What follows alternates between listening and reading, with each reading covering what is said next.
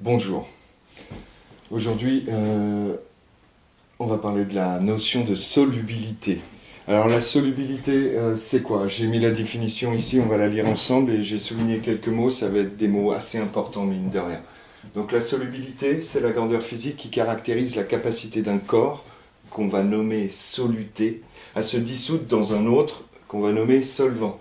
C'est la masse maximale en fait qu'on peut dissoudre dans un certain volume de solvant avant sa saturation. Donc la solubilité, en fait, son unité de mesure au niveau du collège, plus tard on pourra voir d'autres, son unité de mesure, ça va être le gramme par litre, c'est-à-dire la masse maximale de soluté qu'on va pouvoir dissoudre dans 1 litre de solvant. D'accord. Cette solubilité, elle concerne ce qu'on appelle donc des solutions. Des solutions, alors je rappelle ce qu'est une solution quand même. La solution, c'est un soluté qu'on dissout dans un solvant.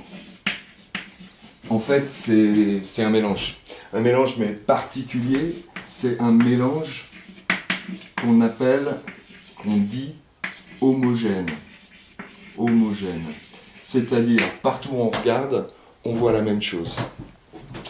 Une solution, c'est toujours un mélange homogène. Et effectivement, il est homogène car le soluté s'est dissous intégralement dans le solvant. Se dissoudre, c'est pas la même chose que disparaître. Prenons un exemple. Si vous prenez de l'eau de mer, quand vous prenez de l'eau de mer, vous savez qu'il y a de l'eau et du sel, mais quand vous regardez dans vos mains, vous ne voyez pas le sel. En fait, c'est ça, dissoudre. C'est-à-dire qu'il disparaît à votre vue, mais par contre, il est toujours là. Je vais même faire une toute petite parenthèse par rapport à ça. Pensez bien que quand vous dissolvez du sel, par exemple, dans de l'eau, c'est-à-dire vous prenez 10 grammes de sel et que vous allez le dissoudre dans 1 litre d'eau, c'est très faisable, on n'atteint pas du tout la saturation de la solution, on n'atteint pas du tout le seuil de solubilité, eh bien vous allez avoir un mélange homogène, une solution saline, en fait, une solution, je vais même dire après aqueuse, parce que le solvant c'est de l'eau, une solution qui va posséder comme masse les 1 litre, donc la masse 1 kg due à l'eau, et les 10 grammes de plus dû au sel. D'accord. Vous aurez même aussi une petite chose qui apparaît, dont on voit de temps en temps, du moins pas quand on voit de temps en temps, pardon, m'exprimer comme ça, c'est-à-dire si vous prenez un certain volume d'eau, ici on prend de l'eau comme solvant, si vous prenez un certain volume d'eau, on va dire 100 millilitres, V égale 100 millilitres, d'accord. 100 ml, ça va correspondre en termes de masse, connaissant la masse volumique de l'eau, c'est-à-dire 1 kg pour 1 litre, 1000 g pour 1 litre, pour 100 ml, on va avoir 100 g. Ici, la masse du solvant, c'est 100 g. Et si on y ajoute du sel de masse, alors M égale 10 grammes, eh bien, c'est ce que je disais tout à l'heure, on va donc avoir 110 grammes en définitive, malgré le fait que le sel se soit dissous dans l'eau. Mais il y a aussi quelque chose à observer, c'est que si on en mettait beaucoup plus de sel très rapidement et qu'on le dissolvait, bien entendu en agitant, le sel ça se dissout en agitant, il ne faut pas oublier d'agiter, mine de rien. Pour que les ions contenus, alors c'est des ions, c'est des atomes chargés, pour que les ions contenus dans le sel, qui est du chlorure de sodium, NaCl, Na+, Cl-, se répartissent en fait entre les molécules d'eau. C'est comme ça que ça se passe pour la dissolution. Eh bien, nous avons au niveau du volume, un volume qui va augmenter en fait. Le volume augmente. C'est-à-dire votre solution n'aura pas le même volume que votre solvant tout seul. D'accord? Soluté plus solvant va donner quelque chose de plus gros, étant donné que le chlorure de sodium, par exemple, prend de la place. Il va s'insérer peut-être dans les molécules, entre les molécules d'eau, mais ça va quand même prendre de la place. Donc, quand on fait une solution, c'est-à-dire qu'on dissout un soluté dans un solvant, on va avoir à la fois la masse qui va correspondre à la somme de la masse du soluté plus de la masse du solvant, mais on va aussi avoir un volume total de la solution qui va augmenter. Par contre, là, on ne va pas pouvoir faire la somme des volumes. Ce n'est pas comme ça que ça fonctionne, étant donné que les ions, les particules de sel, en fait, vont aller s'insérer un peu là où il y a de la place, quoi. Donc, la solubilité, donc, c'est la grandeur physique qui caractérise la capacité d'un corps soluté à se dissoudre dans un autre solvant. Alors peut-être qu'il est intéressant, là on a pris un exemple, c'était l'eau salée, c'est-à-dire soluté, c'était le sel, le solvant, c'était l'eau. Il est peut-être intéressant de dire, justement, quand on a une solution dont le solvant est de l'eau, ça porte un certain nom, ça porte le nom de solution aqueuse. Donc quand le solvant, c'est de l'eau, eh ben, ça entraîne qu'on parle de solution aqueuse.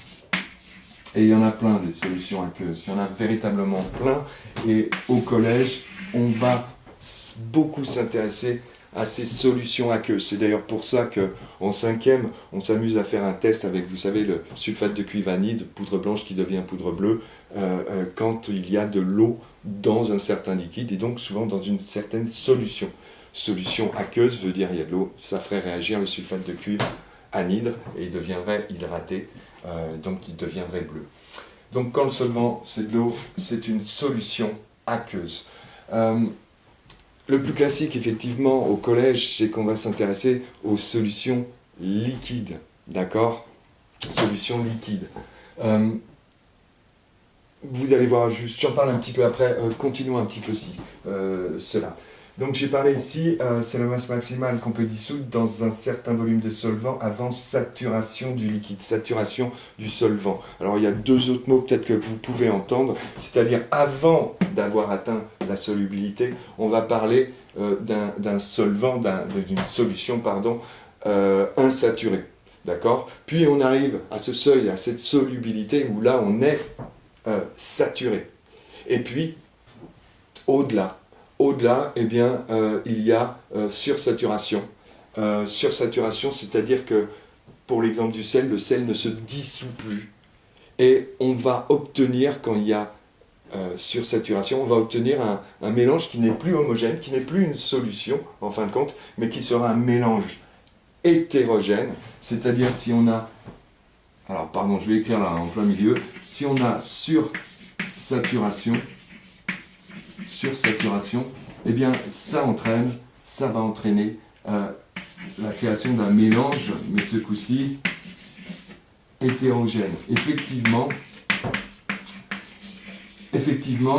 hétérogène veut dire que, suivant là où on regarde, eh ben, on voit des choses différentes. Et effectivement, quand on aura dépassé la solubilité du sel, par exemple, eh ben, le sel va aller tomber au fond tout simplement.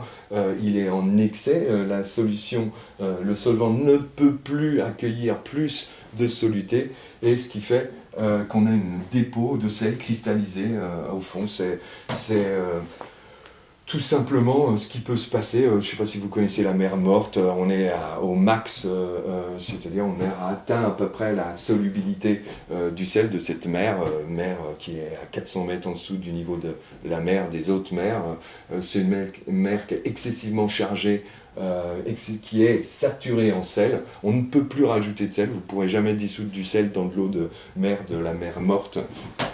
Jamais il va se dissoudre. Et d'ailleurs, je renvoie à ça, c'est pour ça qu'en ce moment il y a quelques problèmes au niveau de la mer morte, des dolines, je crois, des cavités qui se forment parce que maintenant qu'il y a moins d'eau, dès qu'il y a l'eau, l'eau de mer est partie en fait, et on a des zones qui subissent maintenant l'eau de pluie, l'eau douce, et des cavités qui étaient remplies de sel se mettent à disparaître parce que ce sel se dissout dans l'eau douce, et en fin de compte on a des cavités vides et tout s'écroule, donc toutes les constructions qui sont dessus s'effondrent. C'est un gros souci en ce moment. Bon, passons ce petit détail, qui est un gros détail d'ailleurs. Que dire de plus par rapport à cette solubilité? Alors, on a parlé de mélange homogène, mélange hétérogène quand on a atteint la solubilité.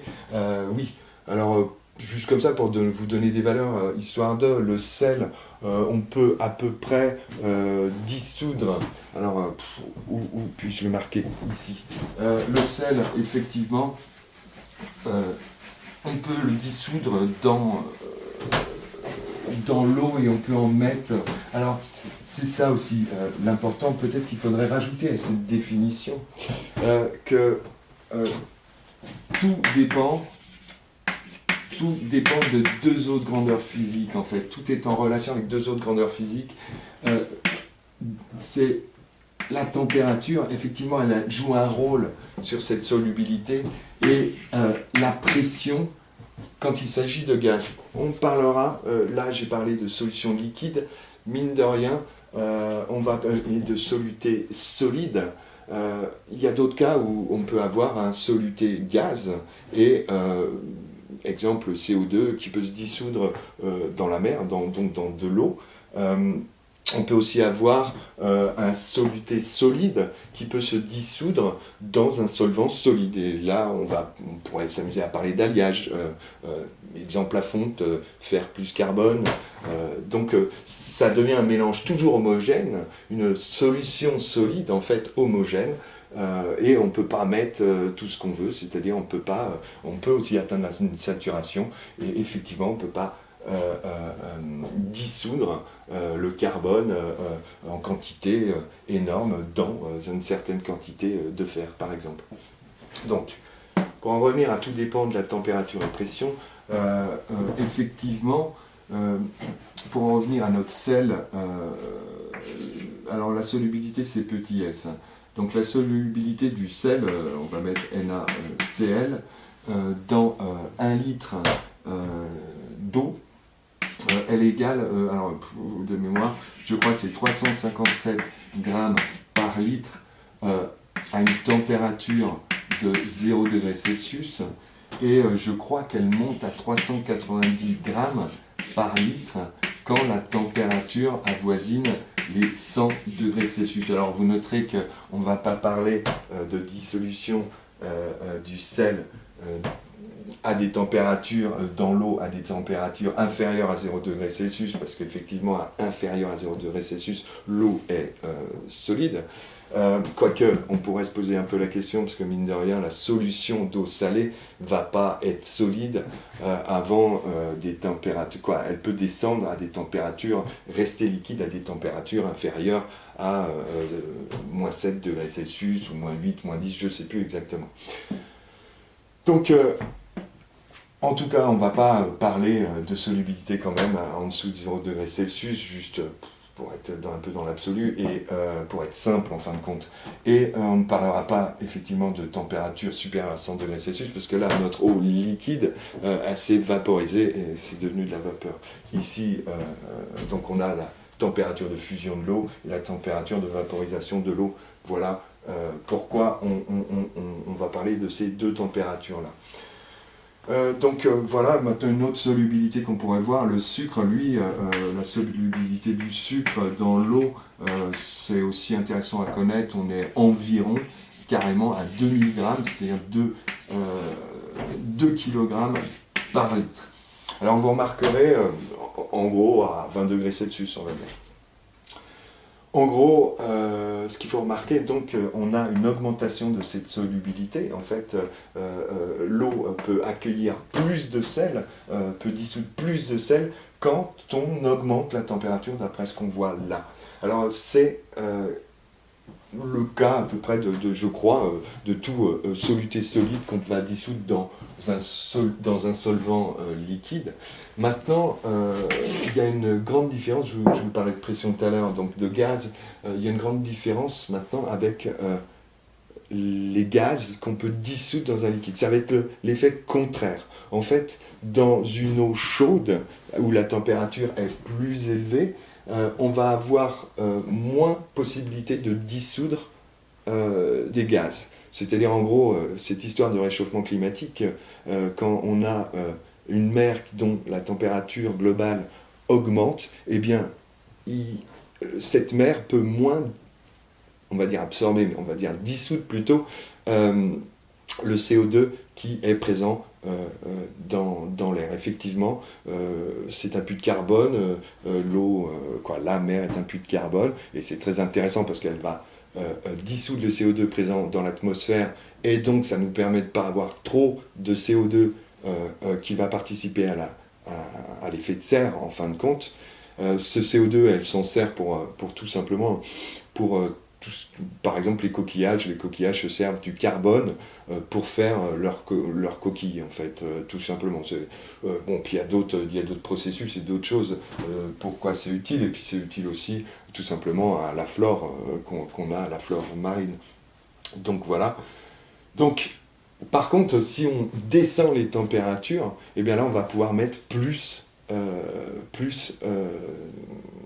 gaz, on va pouvoir dissoudre plus de gaz. Alors peut-être c'est intéressant d'avoir quelque chose on va dire que vous avez tous vu. Vous avez certainement tous fait bouillir de l'eau dans une casserole.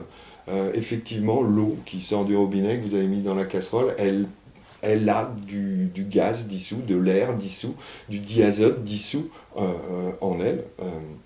Et quand on va augmenter la température, en fin de compte, la solubilité de ces gaz, du diazote par exemple, va diminuer. Donc c'est-à-dire que très rapidement, je crois que c'est vers 70 degrés Celsius, en fait, là on va voir quelques petites bulles qui vont se former un peu partout. Alors des fois on se dit, ça commence à bouillir. Non, ça commence pas à bouillir. En fait, l'eau, elle est toujours pas à 100 degrés Celsius, donc l'eau ne passe toujours pas à l'état vapeur. Non, les petites bulles, c'est pas de l'eau vapeur.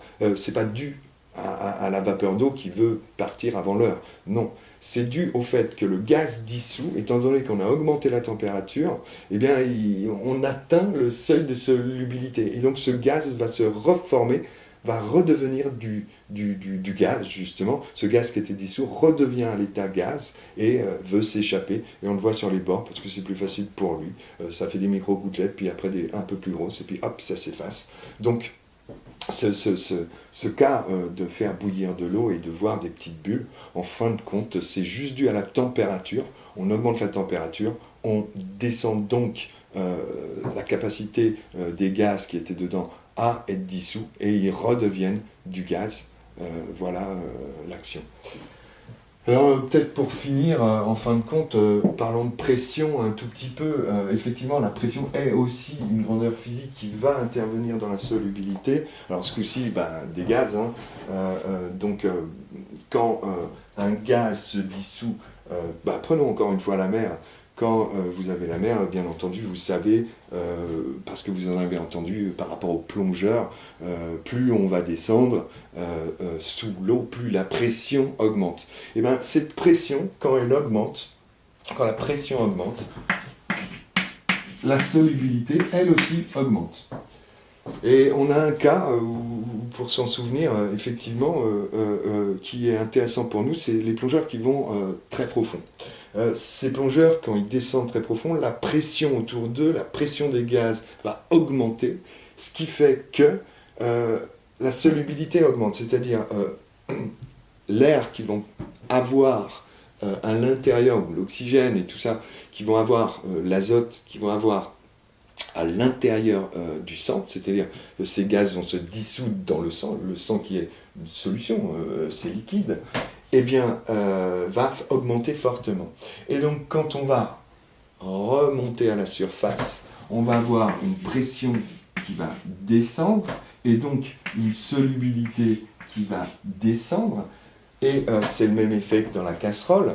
Ces gaz vont ne plus pouvoir être dissous par le liquide, par le sang, et ils vont redevenir gaz, quoi, sous leur forme gaz. Donc des bulles vont pouvoir se former.